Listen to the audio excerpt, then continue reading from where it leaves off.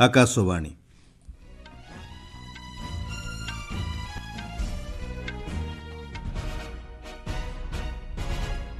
संवाद पढ़ुछंती सत्यव्रत बेहुरा। आंतर्जातिक महाकाश केन्द्र रे ग्रुप कैप्टेन शुभांशु शुक्लांक सह कथा हेले प्रधानमंत्री। आज पूर्वाह्न 11टारे आकाशवाणीर मन की बात कार्यक्रम रे उद्बोधन देवे प्रधानमंत्री। कोलकाता गणदुष्कर्म घटना चतुर्थ अभियुक्त गिरफ। 75 वर्षर जातीय नमूना सर्भे वार्ता सह आज पालित हेउछि परिसंख्यान दिवस एवं महिला टी20 सीरीजर प्रथम मैच रे इंग्लैंड को 97 रन परास्त कला भारत। प्रधानमंत्री नरेंद्र मोदी अंतर्जातीय महाकाश केन्द्र रे थिबा ग्रुप कैप्टेन शुभांशु शुक्लांक सह कथा होइछंती। श्री मोदी कहिछंती आपण भारत ठारू बहुत दूर रे थिले मध्य कोटी कोटी भारतीयंक भावना रे अछंती। आपणक यात्रा एक नुआ जुगर शुभारंभर प्रतीक। श्री मोदी कहिछंती भारतर जुग जुगर परंपरा हेउछि परिभ्रमण करिबा एवं आपण विश्व परिक्रमा करिवार दुर्लभ अवसर पाइछंती। एही मिशन पई शुभांशु शुक्लांकु प्रधानमंत्री शुभकामना जणाइछंती। आप आज मातृभूमि से, भारत भूमि से सबसे दूर है, लेकिन भारतवासियों के दिलों के सबसे करीब है। आपके नाम में भी शुभ है और आपकी यात्रा नए युग का शुभ आरंभ भी है। अंतरिक्ष में भारत का परचम लहराने के लिए मैं आपको हार्दिक बधाई और शुभकामनाएं देता हूं। ग्रुप कैप्टेन शुभांशु शुक्ला कहिछंती भारतर प्रतिनिधित्व करी से गर्व अनुभव करुछंती। प्रधानमंत्री श्री मोदी सह कथबार्ता समय से कहिछंती पिलाबेले से केबे भाबी नथिले जे एभली समय आसीबो से महाकाश यात्री होई परिबे।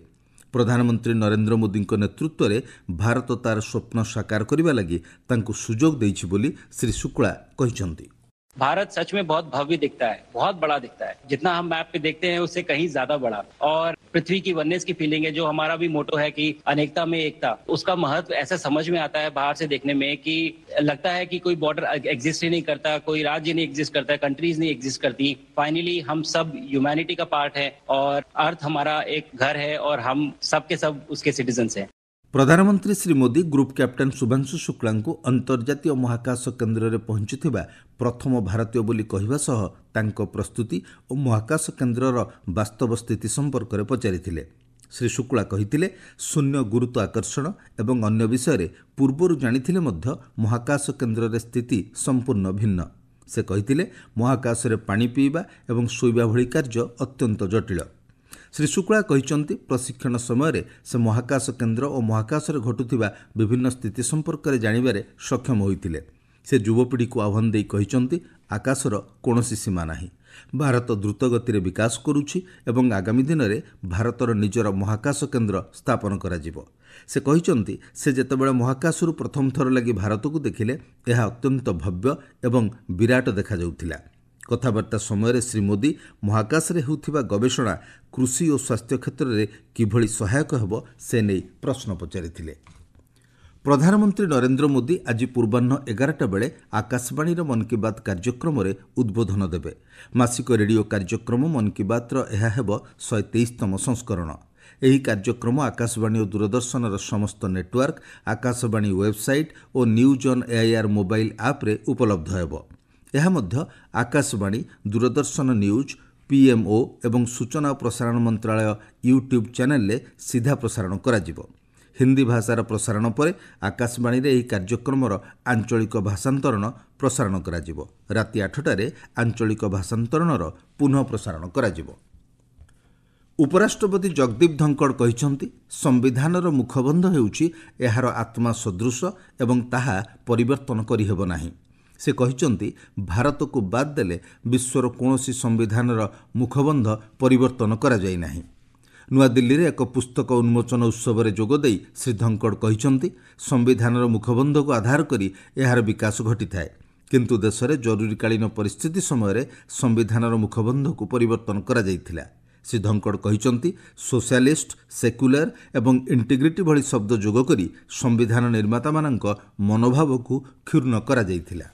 आपण माने संवाद शुणुछंती आकाशवाणी। ପଶ୍ଚିମବଙ୍ଗର କୋଲକାତା ଆଇନ କଲେଜରେ ଘଟିଥିବା ଗଣଦୁଷ୍କର୍ମ ଘଟଣାରେ ଚତୁର୍ଥ ଅଭିଯୁକ୍ତକୁ ଗିରଫ କରାଯାଇଛି। ଗତକାଲି ସମ୍ପୃକ୍ତ କଲେଜର ସୁରକ୍ଷା ଗାର୍ଡଙ୍କୁ ଗିରଫ କରାଯାଇଥିବା ସୂଚନା ମିଳିଛି। କଲେଜର ସୁରକ୍ଷା ଗାର୍ଡ କୋଠରୀରେ ଘଟିଥିବା ଦୁଷ୍କର୍ମ ଘଟଣାରେ ଏପର୍ଯ୍ୟନ୍ତ 4 ଜଣଙ୍କୁ ଗିରଫ କରାଯାଇଛି। ଚଳିତ ମାସ 25 ତାରିଖରେ ସାଉଥ କୋଲକାତା ଲ କଲେଜରେ ଜଣେ 24 ବର୍ଷୀୟ ଛାତ୍ରୀଙ୍କୁ 2 ଜଣ ବରିଷ୍ଠ ଛାତ୍ର ଏବଂ ଜଣେ ପୁରାତନ ଛାତ୍ର ସୁରକ୍ଷା ଗାର୍ଡଙ୍କ କୋଠରୀରେ ଗଣଦୁଷ୍କର୍ମ କରିଥିବା ଅଭିଯୋଗ ହୋଇଥିଲା। ପୋଲିସ ଘଟଣାର ମୁଖ୍ୟ ଅଭିଯୁକ୍ତ ମନୋଜିତ ମିଶ୍ର, ପ୍ରୋମିତ ମୁଖାର୍ଜୀ ଏବଂ ଜାୟଦ ଅହମ୍ମଦଙ୍କୁ ଗିରଫ କରିଥିଲା। ଘଟଣାର ତଦନ୍ତ ଲାଗି କୋଲକାତା ପୁଲିସ ଦ୍ୱାରା ସହକାରୀ କମିଶନରଙ୍କ ନେତୃତ୍ୱରେ ଏକ 5 ଜଣିଆ ସ୍ୱତନ୍ତ୍ର ତଦନ୍ତକାରୀ ଦଳ ଗଠନ କରାଯାଇଛି। ଏହି ଘଟଣା ନେଇ ବିଜେପି ପକ୍ଷରୁ ବିକ୍ଷୋଭ ପ୍ରଦର୍ଶନ କରାଯାଇଥିବା ବେଳେ ଦଳର ପଶ୍ଚିମବଙ୍ଗ ଶାଖା ମୁଖ୍ୟ ସୁକାନ୍ତ ମଜୁମଦାର ଏବଂ ଅନ୍ୟ କେତେଜଣଙ୍କୁ ପୋଲିସ ଅଟକ ରଖିଛି।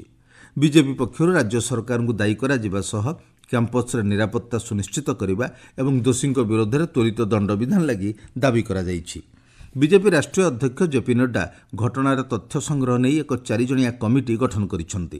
କମିଟି ଘଟଣାସ୍ଥଳ ପରିଦର୍ଶନ କରିବାର କାର୍ଯ୍ୟକ୍ରମ ରହିଛି। ଦଳୀୟ ମୁଖପାତ୍ର ସମ୍ବିତ ପାତ୍ର କହିଛନ୍ତି, ସାଂସଦ ବିପ୍ଳବ କୁମାର ଦେ, ମନନ କୁମାର ମିଶ୍ର ଏବଂ ସତ୍ୟପାଲ ସିଂ ଓ ମୀନାକ୍ଷୀ ଲେଖିଙ୍କୁ ନେଇ କମିଟି ଗଠନ କରାଯାଇଛି। भारतीय जनता पार्टी के अध्यक्ष श्री जेपी नड्डा जी ने इस पूरे जघन्य कांड का मुआयना किया है और उन्होंने ये सब कुछ देखने के बाद कमेटी बनाया है और वो कमेटी जो जाके जांच करेगी, ये कमेटी 4 दलीय सदस्यों का है। यह जांच समिति शीघ्र ही घटनास्थल का दौरा करेगी और अपनी रिपोर्ट राष्ट्रीय अध्यक्ष जी को सौंपेगी। स्वराष्ट्र मंत्री अमित शाह आज तेलंगानार निजामाबादଠାରେ ଜାତୀୟ ହଳଦୀ ବୋର୍ଡର ଉଦ୍ଘାଟନ କରିବେ। ଏହି ଅବସରରେ ଶ୍ରୀ ଶାହା ଏହି ବୋର୍ଡ ନିମନ୍ତେ ଆବଶ୍ୟକ ଲୋଗୋକୁ ଲୋକାର୍ପଣ କରିବେ। ବୋର୍ଡ ପ୍ରତିଷ୍ଠାର ଲକ୍ଷ୍ୟ ହେଉଛି ଚାଷୀମାନଙ୍କ ପାଇଁ ନୂତନ ଯୁଗର ଆରମ୍ଭ ହେବା ସହ ଏହି ଉତ୍ପାଦକୁ ବିଶ୍ୱସ୍ତରୀୟ କରିବା। ଶ୍ରୀ ଶାହା ସେହି ଅଞ୍ଚଳରେ ଥିବା ଲୋକପ୍ରିୟ ନେତା ଡି ଶ୍ରୀନିବାସଙ୍କ ପ୍ରତିମୂର୍ତ୍ତି ମଧ୍ୟ ଉନ୍ମୋଚନ କରିବେ। କେନ୍ଦ୍ରମନ୍ତ୍ରୀ ଶ୍ରୀ ଶାହା ନିଜାମାବାଦର ଏକ ବିଶାଳ କୃଷି ର୍ୟାଲିକୁ ଏହି ଅବସରରେ ସମ୍ବୋଧିତ କରିବାର କାର୍ଯ୍ୟକ୍ରମ ରହିଛି। ଅପରାହ୍ନରେ ଶ୍ରୀ ଶାହା ହାଇଦ୍ରାବାଦଠାରେ ଅନୁଷ୍ଠିତ ହେବାକୁ ଥିବା ଦଳୀୟ ନେତାମାନଙ୍କ ସହ ବିଭିନ୍ନ କାର୍ଯ୍ୟକ୍ରମରେ ଯୋଗଦେଇ ଆଲୋଚନା କରିବେ। ପ୍ରତ୍ୟେକଟି ଯୋଜନା ଏବଂ ତଥ୍ୟକୁ ବିଶ୍ଳେଷଣ କରିବା ଦିଗରେ ପରିସଂଖ୍ୟାନର ଗୁରୁତ୍ୱକୁ ଉପଲବ୍ଧି କରିବା ଉଦ୍ଦେଶ୍ୟରେ ଆଜି ପାଳିତ ହେଉଛି ପରିସଂଖ୍ୟାନ ଦିବସ। ପ୍ରଫେସର ପ୍ରଶାନ୍ତ ଚନ୍ଦ୍ର ମହାଲୋନବିସ୍ଙ୍କ ଜନ୍ମ ଜୟନ୍ତୀକୁ ପରିସଂଖ୍ୟାନ ଦିବସ ଭାବେ ପାଳନ କରାଯାଇଥାଏ। ଚଳିତ ବର୍ଷ ଏହି ଦିବସର ବାର୍ତ୍ତା ରହିଛି 75 ବର୍ଷର ଜାତୀୟ ନମୁନା ସର୍ଭେ। ଆଜି ନୂଆଦିଲ୍ଲୀରେ ଏହି ଦିବସ ଅବସରରେ ସ୍ୱତନ୍ତ୍ର କାର୍ଯ୍ୟକ୍ରମ ଅନୁଷ୍ଠିତ ହେବ। କେନ୍ଦ୍ର ପରିସଂଖ୍ୟାନ ଓ କାର୍ଯ୍ୟାନ୍ୱୟନ ମନ୍ତ୍ରୀ ରାଓ ଇନ୍ଦରଜିତ ସିଂ କାର୍ଯ୍ୟକ୍ରମରେ ଯୋଗଦେବେ। ଏହି ଅବସରରେ ଏକ ସ୍ୱତନ୍ତ୍ର ମୁଦ୍ରା ଏବଂ ଷ୍ଟାମ୍ପ ଉନ୍ମୋଚନ ହେବ। ଆମେରିକା ରାଷ୍ଟ୍ରପତି ଡୋନାଲ୍ଡ ଟ୍ରମ୍ପ ଇରାନର ସର୍ବୋଚ୍ଚ ନେତା ଆୟତୋଲ୍ଲା ଅଲି ଖାମେନିଙ୍କ ମନ୍ତବ୍ୟକୁ ନେଇ ସମାଲୋଚନା କରିଛନ୍ତି। ଖାମେନି କହିଥିଲେ, ଇସ୍ରାଏଲ ସହ ସଂଗଠିତ 12 ଦିନିଆ ସଂଘର୍ଷରେ ଇରାନ ବିଜୟ ଲାଭ କରିଛି। ଶ୍ରୀ ଟ୍ରମ୍ପ କହିଛନ୍ତି, ଯଦି ତେହେରାନ ଅଣୁଅସ୍ତ୍ର ତିଆରି କରିବା ଲାଗି ପୁଣି ଯୋଜନା କରିବ, ଆମେରିକା ପକ୍ଷରୁ ବୋମାମାଡ଼ କରାଯିବ। ଏକ ସାମାଜିକ ଗଣମାଧ୍ୟମ ପୋଷ୍ଟରେ ଶ୍ରୀ ଟ୍ରମ୍ପ ତାଙ୍କ ଯୋଗୁଁ ଖାମେନି ଜୀବିତ ଅଛନ୍ତି ବୋଲି କହିଛନ୍ତି। ଇସ୍ରାଏଲକୁ ଅସ୍ତ୍ରବିରତି ଲାଗି ରାଜି କରାଇବା କ୍ଷେତ୍ରରେ ତାଙ୍କର ପ୍ରମୁଖ ଭୂମିକା ରହିଥିବା ଶ୍ରୀ ଟ୍ରମ୍ପ କହିଛନ୍ତି। ଗତ ସପ୍ତାହରେ ଇସ୍ରାଏଲ ଏବଂ ଇରାନ ମଧ୍ୟରେ ଅସ୍ତ୍ରବିରତି ଘୋଷଣା ହେବା ପରେ ଇରାନ ପକ୍ଷରୁ ଆମେରିକାକୁ କଡ଼ା ସମାଲୋଚନା କରାଯାଇଥିଲା। ଆମେରିକା ଇରାନର କ୍ଷେପଣାସ୍ତ୍ର ଘାଟିଗୁଡ଼ିକ ଉପରେ କରିଥିବା ଆକ୍ରମଣ ନିନ୍ଦନୀୟ ବୋଲି ଇରାନ ପକ୍ଷରୁ କୁହାଯାଇଛି। ଇସ୍ରାଏଲ ଏବଂ ଇରାନ ମଧ୍ୟରେ 12 ଦିନ ଧରି ଘଟିଥିବା ସଂଘର୍ଷରେ ମୃତ ସାଧାରଣ ଲୋକ ଏବଂ ଅଧିକାରୀଙ୍କ ଲାଗି ରାଷ୍ଟ୍ରୀୟ ସମୂହ ଅନ୍ତ୍ୟେଷ୍ଟିକ୍ରିୟା ଅନୁଷ୍ଠିତ ହୋଇଛି। ଏଥିରେ 60 ଜଣ ସାଧାରଣ ନାଗରିକ, ସାମରିକ ଅଧିକାରୀ ଓ ପରମାଣୁ ବୈଜ୍ଞାନିକଙ୍କ ଅନ୍ତ୍ୟେଷ୍ଟିକ୍ରିୟା କରାଯାଇଛି। ଭାରତ ଇଂଲଣ୍ଡ ମଧ୍ୟରେ ଚାଲିଥିବା 5 ମ୍ୟାଚ୍ ବିଶିଷ୍ଟ ମହିଳା T20 ସିରିଜର ପ୍ରଥମ ମ୍ୟାଚ୍ରେ ଭାରତ 97 ରନ୍ରେ ଇଂଲଣ୍ଡକୁ ପରାସ୍ତ କରିଛି। ପ୍ରଥମେ ବ୍ୟାଟିଂ କରି ଭାରତ 5 ୱିକେଟ୍ ବିନିମୟରେ 210 ରନ୍ ସ୍କୋର କରିଥିଲା। ଏହାର ଜବାବରେ ଇଂଲଣ୍ଡ 14 ଓଭର 5ଟି ବଲ୍ରେ ସମସ୍ତ ୱିକେଟ୍ ହରାଇ 113 ରନ୍ ସଂଗ୍ରହ କରିବାକୁ ସକ୍ଷମ ହୋଇଥିଲା। ମୁଖ୍ୟ ସମ୍ବାଦ ପୁଣି ଥରେ। ଆନ୍ତର୍ଜାତିକ ମହାକାଶ କେନ୍ଦ୍ରରେ ଗ୍ରୁପ୍ କ୍ୟାପ୍ଟେନ୍ ଶୁଭାଂଶୁ ଶୁକ୍ଳାଙ୍କ ସହ କଥା ହେଲେ ପ୍ରଧାନମନ୍ତ୍ରୀ। ଆଜି ପୂର୍ବାହ୍ନ 11ଟାରେ ଆକାଶବାଣୀର ମନ୍ କି ବାତ୍ କାର୍ଯ୍ୟକ୍ରମରେ ଉଦ୍ବୋଧନ ଦେବେ ପ୍ରଧାନମନ୍ତ୍ରୀ। କୋଲକାତା ଗଣଦୁଷ୍କର୍ମ ଘଟଣାରେ ଚତୁର୍ଥ ଅଭିଯୁକ୍ତ ଗିରଫ। 75 ବର୍ଷର ଜାତୀୟ ନମୁନା ସର୍ଭେ ବାର୍ତ୍ତା ସହ ଆଜି ପାଳିତ ହେଉଛି ପରିସଂଖ୍ୟାନ ଦିବସ ଏବଂ ମହିଳା T20 ସିରିଜର ପ୍ରଥମ ମ୍ୟାଚ୍ରେ ଇଂଲଣ୍ଡକୁ 97 ରନ୍ରେ ପରାସ୍ତ କଲା ଭାରତ। ସମ୍ବାଦ ଶେଷ ହେଲା।